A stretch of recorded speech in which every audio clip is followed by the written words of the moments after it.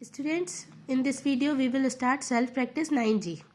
Okay, 9G को समझने के लिए पहले हमको कुछ कंडीशंस हैं वो हम समझते हैं। जब दो लाइनें पैरेलल होती हैं, ठीक है, जब दो लाइन्स पैरेलल होंगी तो क्या क्या कंडीशंस होती हैं, जो उनमें करस्पॉन्डिंग एंगल्स बनेंगे, ठीक है, वो इक्वल होंगे। सेकंड, जो उसमें अल्टरनेट इंटीरियर एंगल होंगे वो भी इक्वल होंगे। और तीसरा, इंटीरियर एंगल्स जो होते हैं उसमें दो राइट एंगल्स ऐड किया जाए तो वो भी किस में होते हैं, पैरेलल लाइंस में, ठीक है। तो ये तीनों कंडीशन होती हैं। जब दो लाइन पैरेलल होती हैं तो उसके करस्पॉन्डिंग एंगल इक्वल होते हैं, अल्टरनेट इंटीरियर एंगल इक्वल होते हैं, और तीसरा जो इंटीरियर एंगल्स होते हैं उसमें दो राइट एंगल्स प्लस किया जाए तो भी वो पैरेलल लाइंस में ही होते हैं, ठीक है। अब आप आते हैं सेल्फ प्रैक्टिस 9G के क्वेश्चन नंबर 1 में। State the whether the each pair of lines are parallel और नॉट पैरेलल। हमको बताना है कि ये जो फिगर है इसमें ये जो दो लाइन्स हैं वो पैरेलल है या नहीं है, ठीक है। तो ये दोनों लाइन्स जो हैं वो पैरेलल है, ठीक है, क्योंकि इनके करस्पॉन्डिंग एंगल जो है वो क्या है, इक्वल है। तो हम लिखेंगे yes it is parallel because alternating angles are equals, ठीक है। अल्टरनेटिंग एंगल्स जो है वो आर इक्वल। 107 107 इसमें देखा हमने ये दोनों लाइन क्या पैरेलल है, यस ये पैरेलल है क्योंकि इनके को इंटीरियर एंगल्स जो है वो सप्लीमेंट्री में है, ठीक है। देखो 180 सप्लीमेंट्री में क्या होता है, एक एंगल में यदि 180 को इससे माइनस किया जाए तो दूसरा एंगल मिल जाएगा, ठीक है। या इन दोनों का सम कर दोगे तो 180 के बराबर होना चाहिए। तो 100 और 80 का सम कितना होता है, 180। तो ये सप्लीमेंट्री एंगल्स है ना, सप्लीमेंट्री मतलब को इंटीरियर एंगल्स हैं अंदर अंदर के, तो ये पैरेलल है। सी, देखिए इसमें कोई भी कंडीशन तीनों में से फॉलो नहीं हो रही है पैरेलल लाइन की। ना तो इसके करस्पॉन्डिंग एंगल इक्वल है, ठीक है, और ये दोनों क्या है, को इंटीरियर एंगल्स तो है, तो इनका सम 180 के बराबर होना चाहिए। आप इन दोनों को ऐड करो, कितना होगा 175, which is not equal to 180। So this is not parallel, ठीक है, क्योंकि इनके को इंटीरियर एंगल्स सप्लीमेंट्री नहीं है। डी वाले में आप क्या चेक करेंगे, इनके इसमें करस्पॉन्डिंग की प्रॉपर्टी लगेगी, तो करस्पॉन्डिंग एंगल्स इक्वल होने चाहिए, ठीक है। तो देखिए करस्पॉन्डिंग एंगल्स, ठीक है, तीसरा नहीं, उसमें 90, ये इसमें थर्ड वाली प्रॉपर्टी लग रही है, ठीक है, कि 90 के दो उसमें 90 ऐड किया जाए तब जाके, ठीक है। तो ये पैरेलल है, ये क्या है, पैरेलल है, ठीक है। कि देखिए 180 से हम यदि 130 को माइनस करते हैं तो हमको दूसरा मिलना चाहिए। देखो 180 से 130 को माइनस करेंगे तो 50 आएगा, और या तो 180 से हम 50 को माइनस करेंगे तो 130 आएगा, ठीक है। किसी भी एक एंगल को 180 से माइनस करने पर दूसरा एंगल आना चाहिए, तो भी वो क्या होगा, पैरेलल। फिर ई वाले में देखिए, ई वाले में ये दोनों में कोई भी कंडीशन प्रॉपर्टी नहीं लग रही है, आप तीनों लगा लीजिएगा। ना ही ये करस्पॉन्डिंग एंगल है, ठीक है, ना ही क्या है, को इंटीरियर एंगल्स हैं, ठीक है। तो ये हम लिखेंगे नॉट पैरेलल क्योंकि इसके करस्पॉन्डिंग एंगल इक्वल नहीं है। इसके देखिए साफ साफ दिख रहा है कि इसके करस्पॉन्डिंग एंगल इक्वल है, तो ये पैरेलल होगा। जी वाले में इसके पैरेलल नहीं है तो नॉट इक्वल, ठीक है। इस वाले में ये भी पैरेलल नहीं, इक्वल नहीं है, 115 और 75, ठीक है, तो ये भी क्या होगा, नॉट पैरेलल। ओके, तो ये मैंने बुक में ही फिल कर दिया, आप अच्छे से कॉपी में ड्रॉ करके उनके आंसर्स लिख लीजिएगा, ठीक है। क्वेश्चन नंबर 2 है, name all the pairs of parallel lines in these diagram, give reasons, ठीक है। आपको इसमें सारी पैरेलल लाइंस जो हैं उनके नाम लिखने हैं, फिर रीज़न भी देना है कि वो क्यों पैरेलल है। तो सबसे पहले हम बोलेंगे कि ये जो ए बी है ना वो पैरेलल है किसके, डी सी के, और जो ए डी पैरेलल है वो होगी सी बी बी सी के, ठीक है। क्यों, क्योंकि इनके को इंटीरियर जो है वो सप्लीमेंट्री है। देखिए इन दोनों को ऐड करिए 180 आएगा, ठीक है, इन दोनों को ऐड करिए 180 आएगा, चाहे इन दोनों को ऐड करिए तब भी 180 आएगा, ठीक है, क्योंकि इनके को इंटीरियर सप्लीमेंट्री है। कौन कौन पैरेलल होगा, ए बी पैरेलल होगा सी डी के, और ए डी पैरेलल होगा बी सी के। सेम एस, अब इसमें हम देखते हैं कौन कौन पैरेलल होगा। तो इसमें देखिए ए बी पैरेलल है सबसे पहले तो सी डी के, ठीक है, और ये जो सी डी पैरेलल होगी वो ई एफ के। क्यों, क्योंकि इनके अल्टरनेट इंटीरियर एंगल जो है वो क्या है, इक्वल, अल्टरनेट इंटीरियर एंगल जो है वो इक्वल है, ठीक है। ऐसे सी वाले में देखिए पी क्यू जो होगी वो पैरेलल होगी आर एस के, ठीक है, क्योंकि इनके करस्पॉन्डिंग एंगल्स इक्वल है। फिर आर एस इक्वल हो जाएगा किसके, टी यू के, क्योंकि इनके भी करस्पॉन्डिंग एंगल्स जो है वो इक्वल है।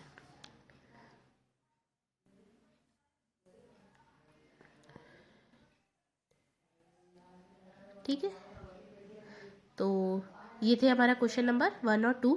अब क्वेश्चन नंबर 3 से मैंने सॉल्व किया है कॉपी में, तो आप इससे देखिए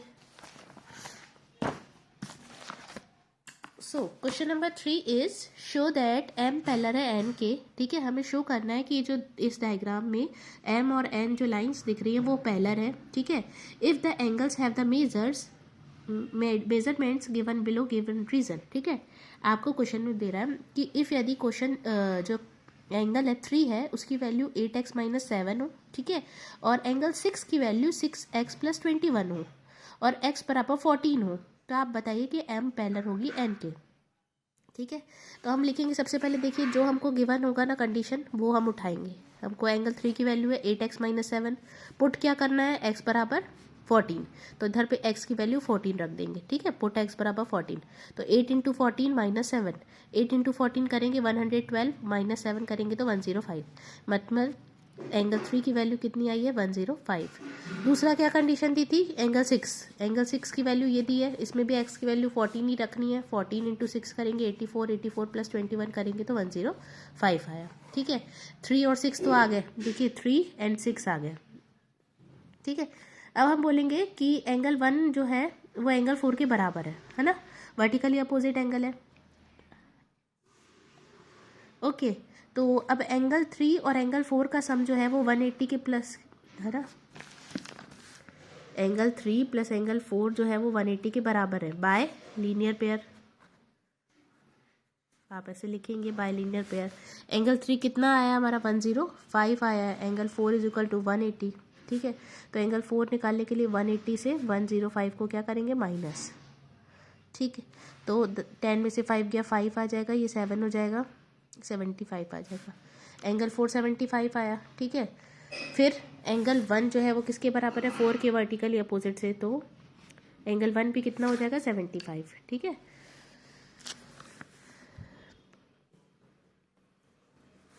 फिर ऐसे ही एंगल 5 हमको नीचे हमको एंगल 6 दिया गया है, तो एंगल 6 के साथ किसकी निकालेंगे, angle 6 plus angle 5 is equal to 180। ठीक है, 6 कितना आया, 105, एंगल एस नहीं एंगल 5 नहीं पता, एंगल 5 निकालने के लिए 180 में से 105 को माइनस करेंगे तो 75।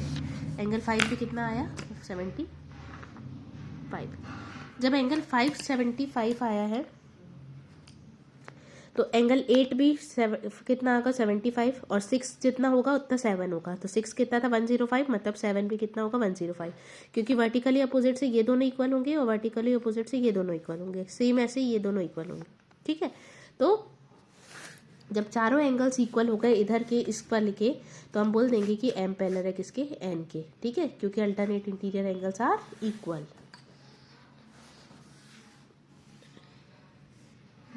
सेम ऐसे आपको बी वाला दिया गया है। ठीक है, एंगल 1 यदि 4x+3 हो और एंगल 5 कितना हो, 5x-22। अब x की वैल्यू क्या रखनी है, 25। ठीक है, तो अब क्या रखोगे, x की जगह 25 रखोगे। पहली कंडीशन में 4 इंटू 25 + 3 करोगे तो 100 + 3 103। दूसरी कंडीशन में भी x की वैल्यू 25 रखोगे तो 25 इंटू 5 125 माइनस 22 103। ठीक है, तो एंगल 1 और एंगल 5 जो है वो कितने आए, 103 103। एंगल 1 और एंगल 5 आए हैं 103 103। फिर आप बाय लीनियर पेयर से आप देखो इन दोनों में लगाकर 180 के बराबर 2 निकाल लोगे। ठीक है, तो 2 कितना आ रहा है, 77। जितना 2 आएगा उतना ही 3 आएगा क्योंकि वर्टिकली अपोजिट से, और जितना 1 आया होगा उतना ही 4 आएगा। सेम ऐसे ही नीचे। ठीक है, 5 जितना आया तो पहले लीनियर पेयर से आप क्या करोगे, 6 निकालोगे।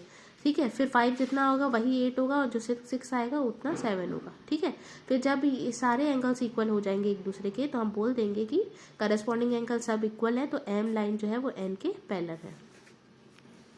ऐसे ही क्वेश्चन नंबर 3 में करना है, सी में। ठीक है, कंडीशन दी गई है, वैल्यू रखनी है एक्स की 30, सॉल्व करने हैं और लास्ट में हमको बताना है कि दोनों पैरेलल होंगे। ठीक है, नहीं समझ में आता है तो आप मुझसे पूछिएगा, अभी ये आपका होमवर्क है। Question number 4 is A B parallel to C D, give reason for your answer.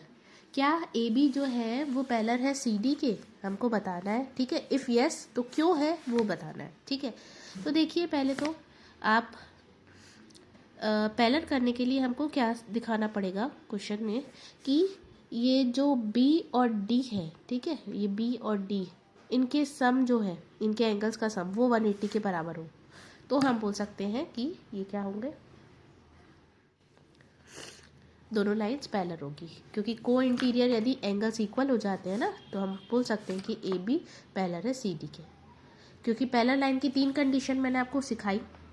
First क्या होती है, उसके करस्पॉन्डिंग एंगल्स इक्वल होने चाहिए, या तो उनके को इंटीरियर एंगल्स इक्वल होने चाहिए। ठीक है, तो यहाँ पे करस्पॉन्डिंग एंगल्स इक्वल नहीं कर सकते हम, कैसे करेंगे बताइए, नहीं ना।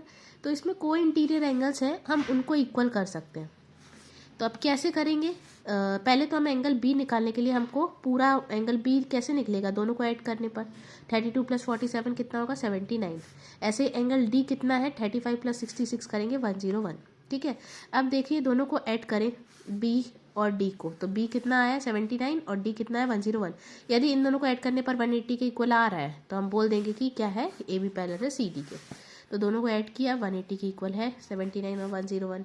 ठीक है, तो बी और डी जब 180 के इक्वल हो गया that means A B parallel है सी डी के, क्योंकि इनके को इंटीरियर एंगल्स जो है उनका सम कितना है 180 के बराबर।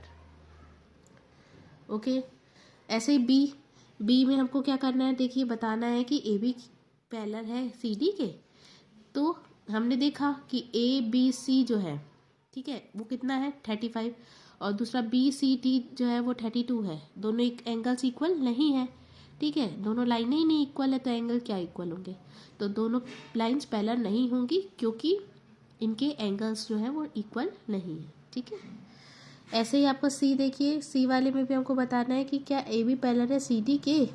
तो हमको साफ दिख रहा है कि ए बी कहीं से भी सी डी के पैरेलल नहीं है, तो सेम इसमें भी करेंगे। ठीक है, 180 से पहले आप 125 को माइनस कर देना तो आपका ये डी निकलेगा, तो ए निकलेगा। ठीक है, तो 55 आएगा। और दूसरा एक बार 55 में से 20 को माइनस करेंगे 35। ठीक है, तो इसमें भी सारे एंगल्स इक्वल नहीं है। ठीक है, तो हम बोल देंगे ए बी जो है वो सी डी के पैरेलल नहीं है क्योंकि इनके भी एंगल्स जो है वो आपस में इक्वल नहीं है। ठीक है, तो यहाँ आपका ये था question number 4। Self practice 9G आपकी कंप्लीट हो गई। ठीक है, तो इनको अच्छी तरीके से, और ये जो आप फिगर्स बनाते हैं इनको आपको स्केल पेंसिल का यूज़ करके बनाना है। पहली बात, पेन से कोई ड्रॉ नहीं करेगा, और दूसरा पेंसिल से सिर्फ नहीं स्केल का भी यूज़ करके बिल्कुल स्ट्रेट बनाएंगे लाइंस। ठीक है, ओके, थैंक यू।